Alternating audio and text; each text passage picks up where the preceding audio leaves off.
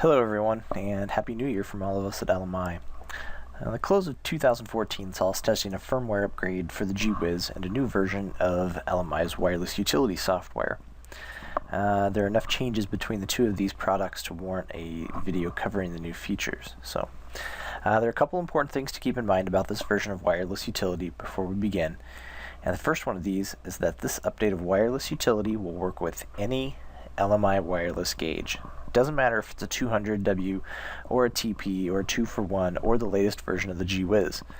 They can all be associated, calibrated, in the case of the G-WHIZ, set up in this single version. There's no need to run a separate version of wireless utility for G-WHIZ and another instance for every other wireless LMI gauge out there. This one will do it all. The second item is specific to our G-WHIZ customers, and that is, in order to get the full benefit of the new features in this version, you'll need to have at least a firmware version of 6.83 in your G-WHIZ. There are a few big updates in this firmware that increase the usability of the device, including new algorithms for large sliding doors, such as those on cargo vans, the ability to specifically name each model within the G-WHIZ, and most importantly, a vastly improved repeatability when measuring work and force in joules. In addition to these three updates, this version of wireless utility allows the user to download an acceleration or velocity curve directly from within the software. You are no longer required to use the ComTest serial in Excel to see what your push looked like. If you are within North America, contact us directly at LMI Corporation for information on how to upgrade your G-WHIZ device. For the rest of the world, please contact your distributor or LMI directly about how to upgrade your G-WHIZ to the latest firmware. With that caveat in mind, let's take a look at how to set up a G-WHIZ utilizing these new features within wireless utility.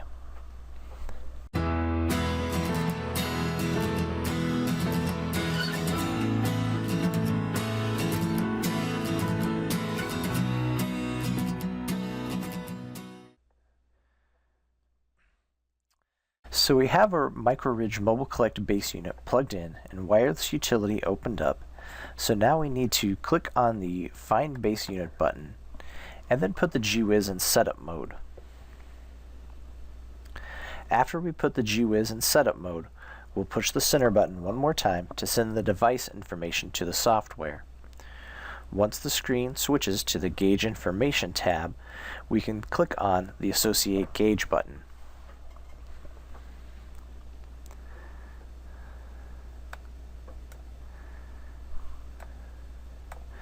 We'll wait for the status bar to fill the bottom of the window and then push the center button on the G-WHIZ one more time after clearing the pop-up. We will then see the red text here turn green,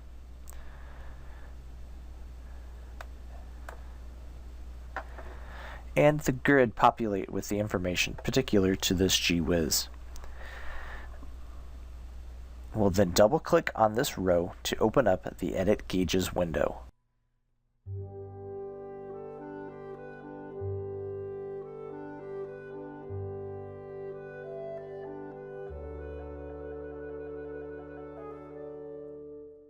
Now, I've edited down the time it takes to load the Edit Gauges window, but the process usually takes around a minute to a minute and a half to complete. So once the window is open, you'll see that the top half has a blue background and the lower half is comprised of a grid that's currently grayed out. The top half contains all the global setup parameters for the G-WHIZ. So let's go through each one of these parameters. The gauge model, gauge label, and WGID are needed for the G-WHIZ to communicate with the wireless utility and universal gauge interface and therefore cannot be changed by the user. Below the WGID, you'll find the timeout box. This tells the G-WHIZ when to automatically come out of setup mode. By default, this is set to the maximum time of 9 minutes. To the left of this column, you'll see that you have the option to report back force and velocity in either English or metric units from two drop-down menus. Below these two sections is the choice of what type of data the G-WHIZ will report back to your data collection program. You can choose between velocity, force, and work. Again, this is a global selection that will be applied to all models on the G-WHIZ. Underneath this setting is a checkbox that determines whether or not the 4-character door description is sent with the reading. The only time you'll need to uncheck this is if you are using the G-WHIZ with an ASI Datamite 600 data collector. Next, we have a couple of boxes labeled Send and Display.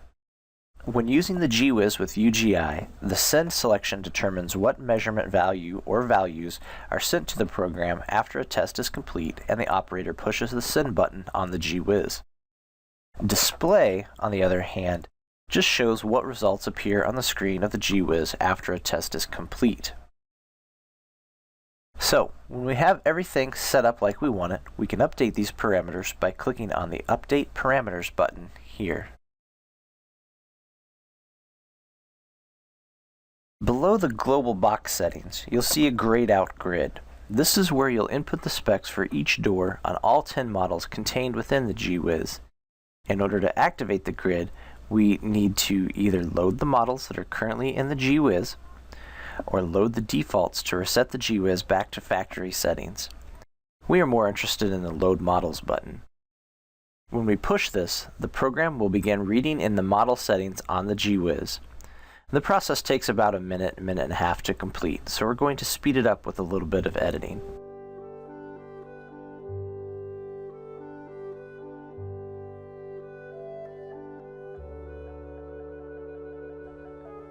So with the grid loaded, let's scroll down here and we can see that there are 50 different doors available within each G-WHIZ. Now these are divided into 10 models with each model containing 5 doors. You'll see here in the first column, we can give each door a unique name. By default, DF stands for driver front, DR stands for driver rear, PF stands for passenger front, PR stands for passenger rear. LG stands for liftgate. However, again, we can change these to whatever we want, simply by clicking and typing in the column. The next column contains the field for model. With the introduction of this version of wireless utility and firmware 5.83, you can change the model name field to better reflect the model of the vehicle you are testing. The only caveat is that it must be 8 characters or less. So, for example, I could call Model 1 hatchback with a little bit of editing. Or I could call Model 2 sedan if I needed to. This feature eliminates the need for a legend and makes it much easier to know you've selected the right model when you're out in the field testing doors. When setting this up, you only need to change the first door in each model, and the rest will be changed automatically when you click on the Update Models button. So you'll see here I've done row number 1 for Model 1 and row number 6 for Model 2. The next column is the active column, and this is used to select how many doors a model will have. For example, in Model 1, I'm going to have 5 doors here for my hatchback. So I want to make the driver front, the driver rear, the passenger front, the passenger rear, and the liftgate or deck lid active. For my second model, however, I'm only going to be testing the first 2 doors, so the driver front, driver rear. So I can simply make the first 2 doors in this model active. If a door does not have a check mark by it, it will not appear on the G-WHIZ. Next comes the velocity column.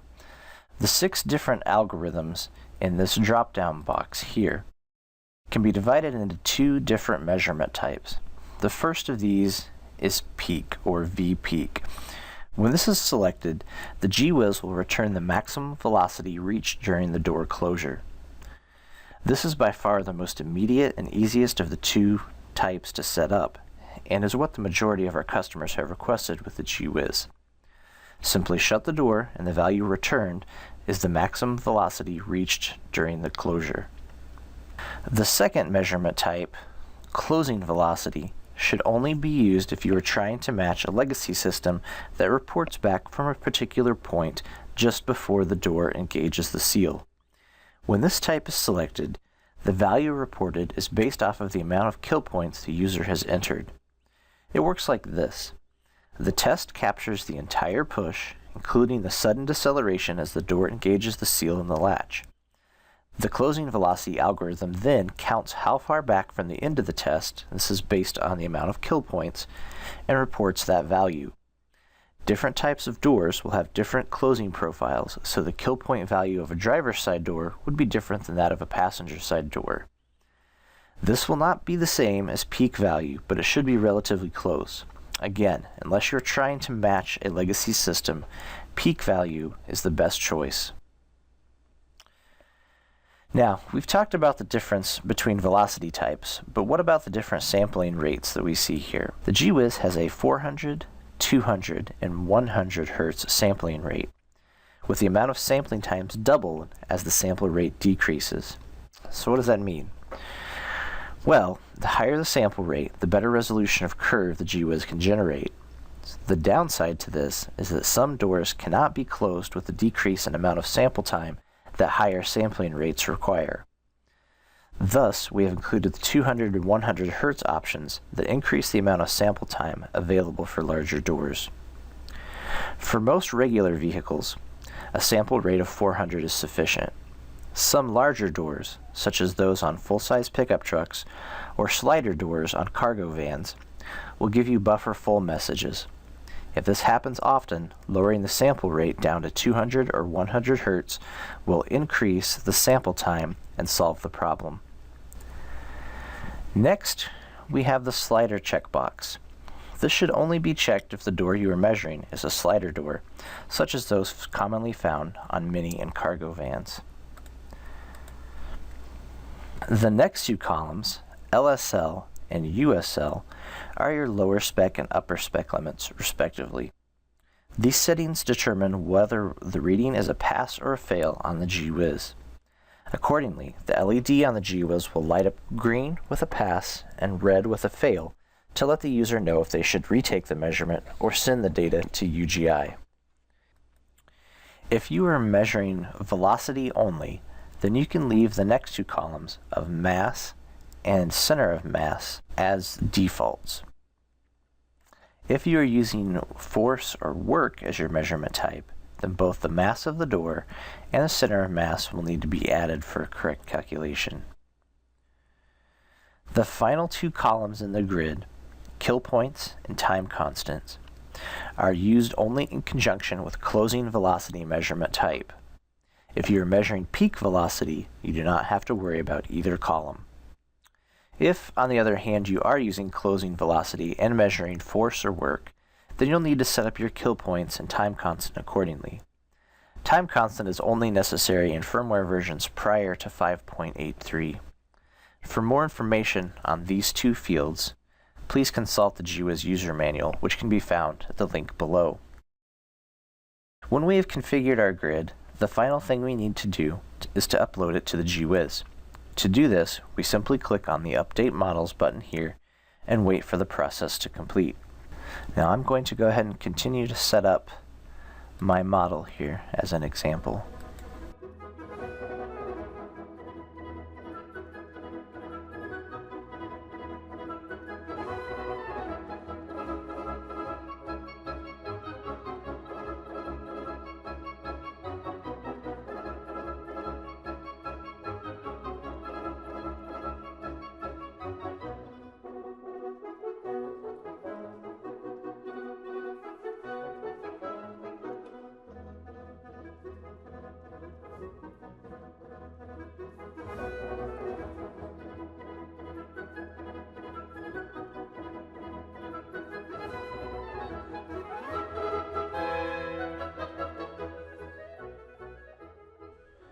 Now after the update is complete, I'll see this message down here, and then to commit the changes, I'll just simply click on the red X up here. And when I do this, I'll see that the green LED on the G-WHIZ starts flashing red instead, indicating that we're back in our regular testing mode and everything is set up accordingly.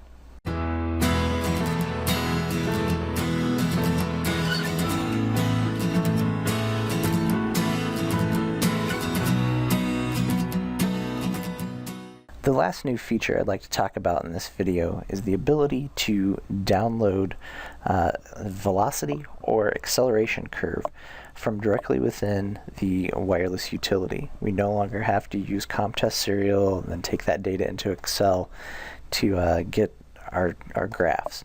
We can simply click on the download curve button here, and we'll get a pop-up that tells us that our G-WHIZ must be in setup mode in order to do this.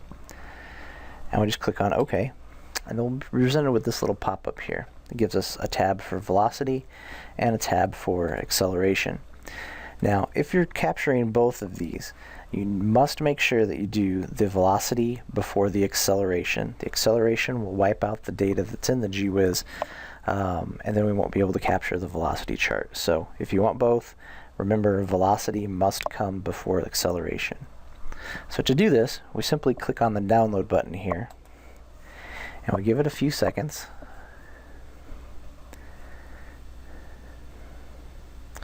And then we'll see our velocity curve printed out here on this little screen. From this one, it looks like I have a peak velocity of 1.6 meters per second. So now I can do one of two things with this data at this point. I can either save the raw bit count data by clicking on the Save Data button here. Now this would be useful if I wanted to take this into Excel to make a little bit fancier graph in Excel, or just have these numbers in case I need them at a later date. Or if this JPEG image here will suffice, I just click on Save Chart and give it a name, and then it will save the image that I see right here. Now the acceleration chart is done exactly the same way, where we simply just click on the tab for the acceleration, click on Download, and we'll wait for the information to dump.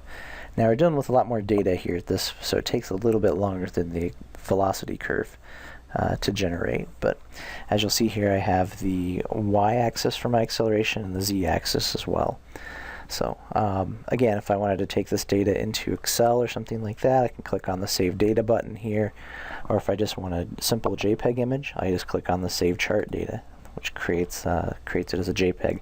I also have the option to do it as a bitmap as well if I need to. So that pretty much concludes everything that we need to cover in this version of the wireless utility 5.0.13 update. If you have any questions, again, give us a call or shoot us an email, lmicorporation.com. Thanks for watching.